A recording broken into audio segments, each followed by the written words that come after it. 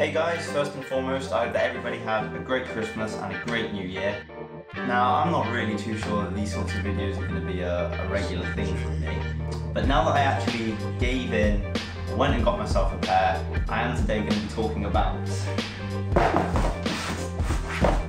the Puma Brasils. Now you might be thinking, here we go, another Puma Brasil review. Well, firstly, I just could not resist on having my input on them.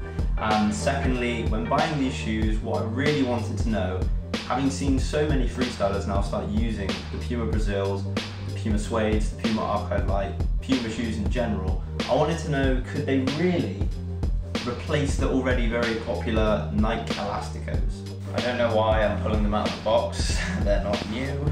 Pretty much wrecked already. I mean, I fail once again to keep footwear in a pristine condition for more than 5 minutes. Now, I'm not really going to spend time talking about the aesthetics of the shoe. It goes without saying, it's a nice looking design.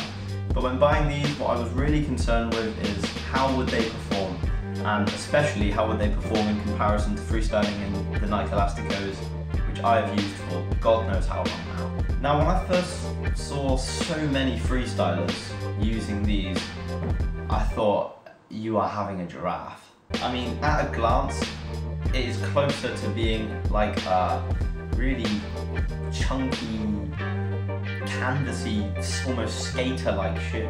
So I really was skeptical, to be honest, but after I've had three-hour sessions in them now, and I've got to admit, I've been pleasantly surprised. Now, one key point that Mr. Tom Tholen made in his Puma Brasil review is that when you put the Puma Brasils on for the first time and start doing tricks with them, it feels like you've been wearing them for years. It's a really strange feeling, but I completely get what he means. It was very, very surreal to get used to a shoe so quickly.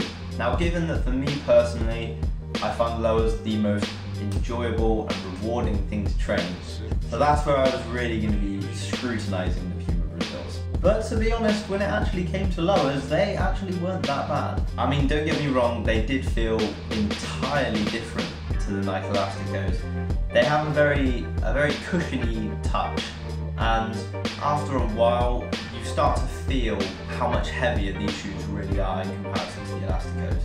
But they were still actually pretty good. Also, as you know with the Puma Brasil, we've got this really chunky, thick sole, and doing no touches and landing on this felt really alien to me. But maybe that's just something that will go away with time. Now, I did train everything in these sessions, it wasn't just lowers.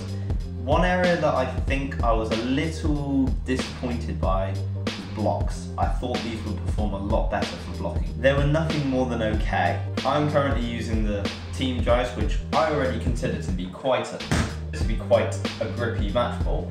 I mean, I think maybe I expected the Puma Brasils to be really good for blocks in comparison to the Elasticos because they've got a bigger shape, and maybe because of the material they would perform better. But doing blocks in Brasils, it still felt like you couldn't do it at 100% speed. It felt like you had to take it down a notch and just do it a little bit slower, just so that you would avoid the ball slipping away from you. Believe it or not, there was one thing I found them to be absolutely perfect in, and that was sit. Now, maybe it's just me that has this problem with the Elasticos, but sometimes, accidentally, I end up getting caught between hitting it right on the toe and right on the laces when doing sits. So sometimes you have a little bit of an uneven juggle going on. But with the Puma Brasils, that was not a problem at all. I found the touch to be really delicate, really light, really consistent, and it made my sits feel a lot better than the Elasticos, I have to admit. But the most notable feature about the Puma Brasils that really is a huge advantage over the Elasticos is this huge thick sole. Now, why is a thick sole so important? Well, for starters, durability. The Puma Brasils will last you so much longer because of this thick sole. The Elasticos, on the other hand, are just so frustrating. There's barely anything to its sole, and nowadays I'm getting through Elasticos quicker than I am toilet paper. But also, one of the reasons that I think so many freestylers can really appreciate the Puma shoes is this much bigger surface area on the sole. And the bigger surface area means that all of the sole stall tricks just become so much easier. For me, doing those sorts of tricks in Elasticos is just impossible. But with Puma Brasils and Puma shoes, the big surface area of the sole makes sole variations like V-stall, Dragon stall, Yasuki stall, and any other contortionist looking stall you can think of very much doable. So yeah, I think it's the sole reason why Puma shoes are becoming so popular. So just the point I wanted to make was, if these shoes really were as good as any other shoe for lowers, then when it comes to stuff like competitions, are you disadvantaging yourself by not using a shoe that can do sole variations and unlocks a whole bunch of other tricks? Now, I said that the Brasils will last you a lot longer than the Elasticos. Well, they're also a lot cheaper. I was lucky enough to get myself this pair of Puma Brasils for as little as £30. And I know that that's way cheaper than any pair of Elasticos I've ever purchased. So overall, to conclude, I think the Puma Brasils are the best shoes in the world, for uppers maybe. But in all seriousness, they are a brilliant, great, all-round shoe. And it really surprises me to say that. I thought I'd either love them or hate them. It turns out I'm somewhere in the middle. However, when comparing them to the Elasticos, I still think this is the best shoe on the planet for lowers. The fact that they are so much lighter and the Nike skin for a really precise touch, I think really comes in handy. I think I'll very much be interested in next trying the Puma Archive Light.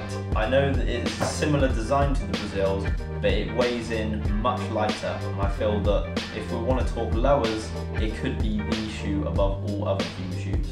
So in summary, for me personally, as great a shoe as they are, I don't think they can quite replace the Nike Elasticos. I just think that the Nike Elasticos offer something so unique on a lowers front that no other shoe seems to be able to compete with. Thanks for watching, guys. Like, comment, subscribe, all that jazz. Got some great ideas for videos which I hope to bring out very soon. But until then, I hope everybody manages to keep up the hard training during winter. Thanks for watching. Peace.